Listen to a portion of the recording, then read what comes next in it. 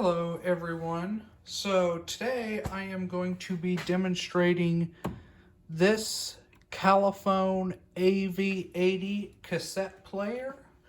This thing is probably from the early to mid 70s, I'd have to say. And it's just a mono basic cassette player. Nothing really special about it. It's been a while since I've had a cassette player. My last one, which was like a Sony Pocket cassette player. Somewhere, somehow, I lost it. And the only other one I have is an old Sound Design that my grandparents had in their garage. I'll go into a little bit more detail about that a little bit later. But I found this on eBay. Decided to pick it up, and yeah, so I'm going to be putting some of these Ford D-cell batteries in it, and since it is only days after the 40th anniversary of the introduction of Apple's Macintosh, I am going to be demonstrating the original getting started, or the very basics cassette. This supplemented a software that released alongside the original Macintosh 128K back in 1984. So I'm actually doing this at work, and one of the reasons is if you look very close, but this is a Rheem Califone. So this was when Rheem Manufacturing owned Califone. And here in the back office here at work, we have a Rheem gas furnace that I would say was probably made around the same time as this cassette player, if not a little bit earlier. So, I thought, since I have been working on a couple of my projects here at work, mostly the PowerBook, because I don't really have space at home, I thought, well, what better place to do it than here, where we have another Rheem product. So I am going to pop these batteries in, and then pop this cassette in, and we'll finally get to see what is on this particular cassette. I got this from a fellow collector, a fellow Macintosh collector a few years back in Kansas City, but I've never had a chance to listen to it because I don't have a cassette player to listen to it on. Now I have the machine, so now I get the opportunity to listen to the tape. Oops, sorry. Although I have listened to it on YouTube, someone has digitized it. So the batteries go down in here. I don't know if you all will be able to see it on camera. You might be able to see the shimmering of it. But down inside there, down inside that compartment is the speaker for this thing. And that speaker is absolutely massive. I haven't really seen that one that big in one of these cassette players. But yeah, that thing's massive. So this data sticker over here, Rheem Califone AV80, a division of Rheem Manufacturing Company, Los Angeles, California. 120 volts, 5 watts, 60 hertz, or 4 D cells. Serial number AV80. Looks like AV80 30886033. Made in Japan. So this thing does have a power jack. I don't know if you all can see it, but it's right there under where the handle attaches to the unit. But I didn't get a cord with it. So anyways, I'm going to pop these batteries in.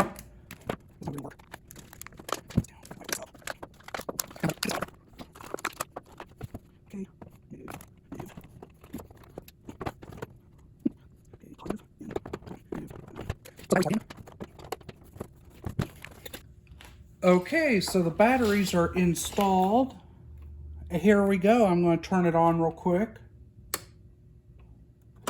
The eject on this doesn't flip this open like a lot of the cassette players I've had.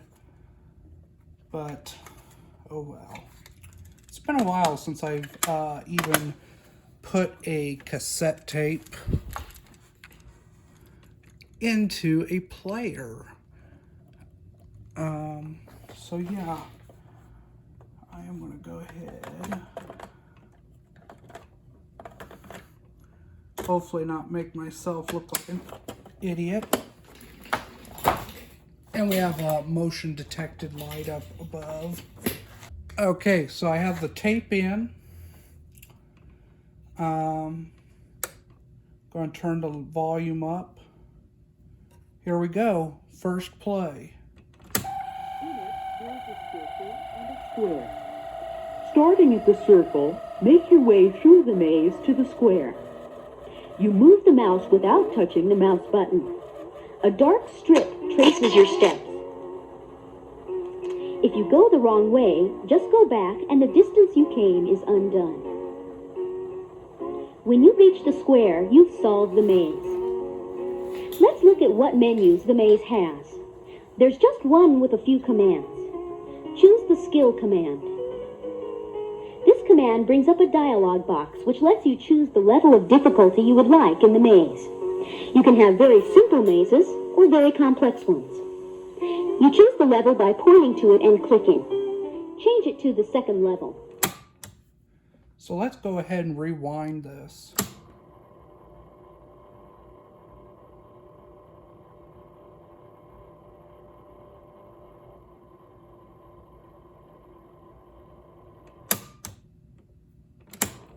Once you've decided on the level, click on the box that says New Game, and your Macintosh displays a maze at that level of difficulty. You can continue choosing new mazes at that level by choosing New from the menu. You can also have your Macintosh solve the maze for you by choosing Answer. After you see the solution, click anywhere on the screen and the solution disappears. And let's rewind it a little bit more. Okay, play it. Tired of solving mazes, choose Quit, and you're out of the game and back to the Finder.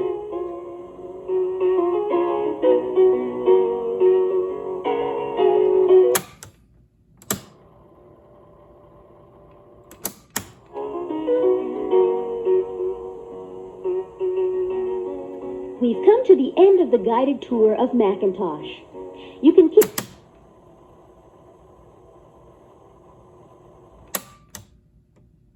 this tour disc in the disk drive and practice what you've learned some more by clicking on Let Me Use My Macintosh.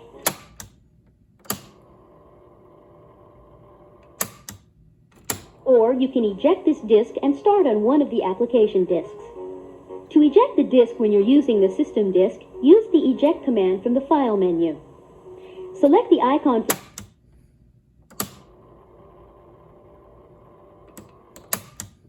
disk that you want to eject and choose Eject. To eject the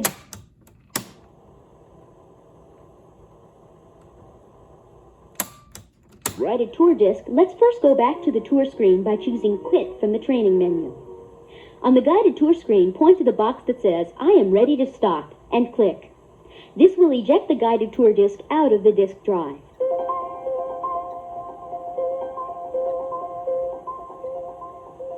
This guided tour has touched on the most important features of your electronic desktop.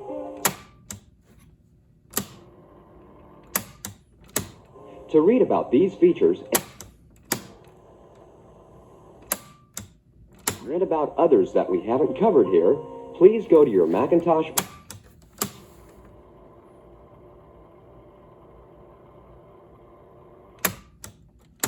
for some very enjoyable and informative reading. If you wish to repeat this guided tour from the beginning, you don't need to rewind the cassette tape. The Guided Tour of Macintosh is repeated on side B of this tape. Oh, wow. So you might be wondering why I'm going between rewind and fast forward. I don't really know if this thing is rewinding. It's playing.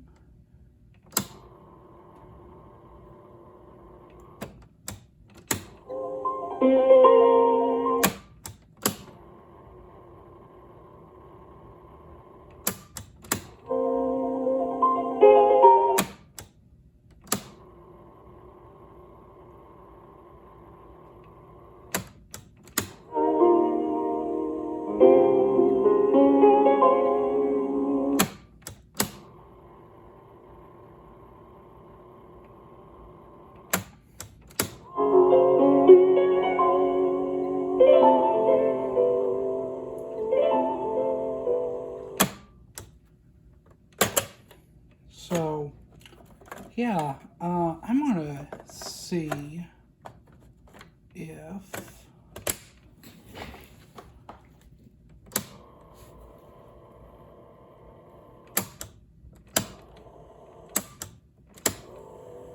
okay, I see what's going on here. Let me move you all in for a closer shot. So when I press play, these capstans move. I don't know if you all can really see it. But if I rewind, you can hear the motor, but these capstans aren't moving. And the same for fast forward. I can hear the motor running, but these capstans are not spinning at all. But play works. Let me eject it. Now, it said it had the same thing on side B, and if I flip it over, it'll start from the beginning. So let's do that. And we'll get to hear the guided tour of your Macintosh 128K, finally. But play seems to work real good.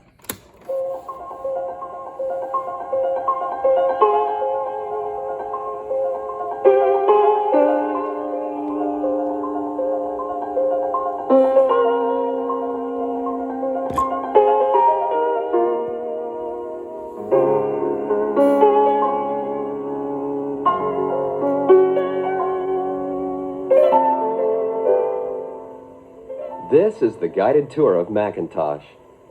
If you've set up your Macintosh as shown in the unpacking and setup instructions, please find the disc with the title, A Guided Tour of Macintosh, and insert it into the disk drive below the screen. Put it in with the metal end first and the label up. Push it all the way in.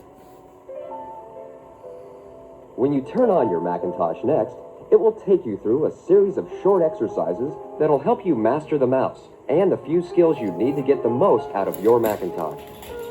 Please stop your tape recorder now and turn on your Macintosh by reaching to the left of the back and flipping the power switch up.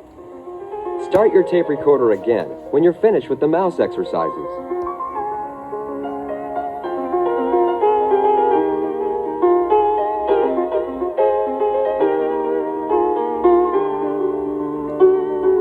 If you have already done the mouse exercises and clicked on Continue at the very end, your screen should be displaying some boxes with different titles. This is the Guided Tour screen. On the left of the Guided Tour screen, there are several titles, one for each part of this guided tour. At the bottom right is one that says, I'm ready to stop. Clicking on I'm ready to stop will eject the disc out of the disk drive. You'll do that at the end or when you want to take a long break from your Macintosh. At the top right is a box that says Mousing Around. Clicking on mousing around will take you through the mouse exercises as many times as you wish until you know how to use the mouse. If you would like to go through mousing around again, stop your tape recorder and start it again when you've finished.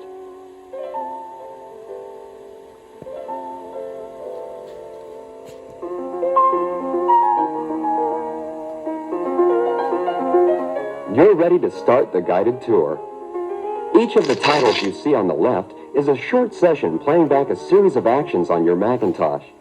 This tape will tell you how to use your Macintosh, and the Macintosh itself will show you what the tape is describing. During these sessions, the Macintosh won't respond to the mouse or the keyboard.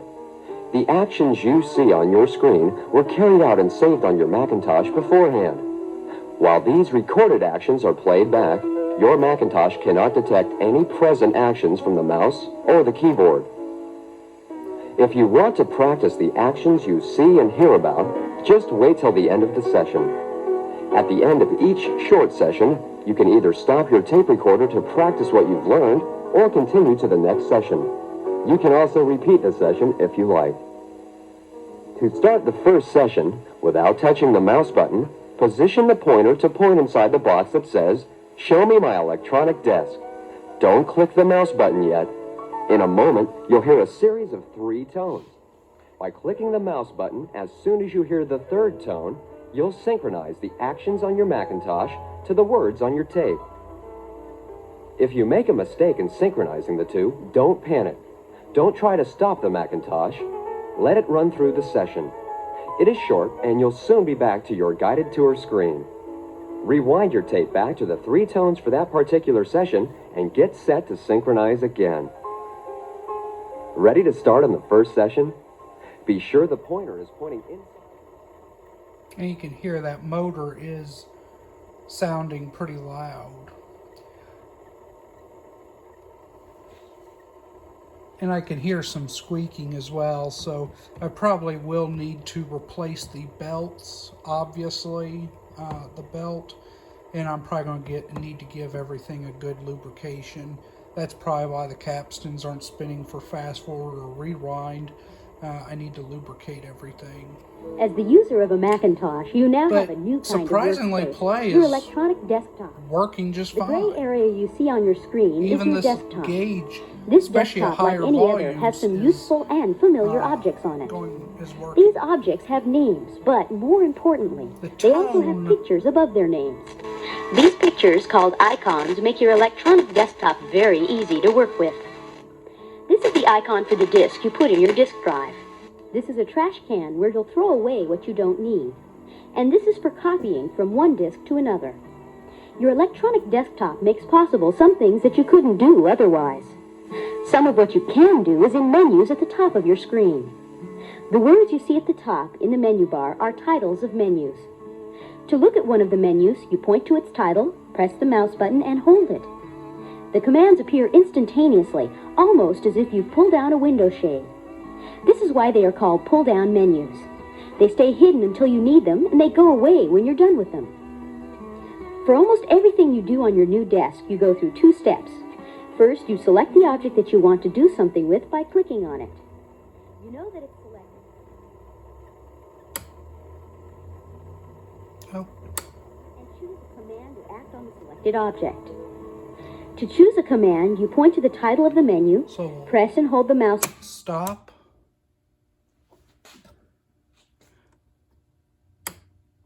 And we'll turn it off. And eject it. And yeah, so like I said, seems like it needs a new belt. Definitely some lubrication. I don't know if I really am going to go as far as recapping and all that goodness. This thing also needs a really good cleaning as well. There is some sticker residue here on the front. This handle's very dirty. If I turn it around here, there's like some white, I don't know if it's paint or what. Could have just been where this thing had been stored. But yeah,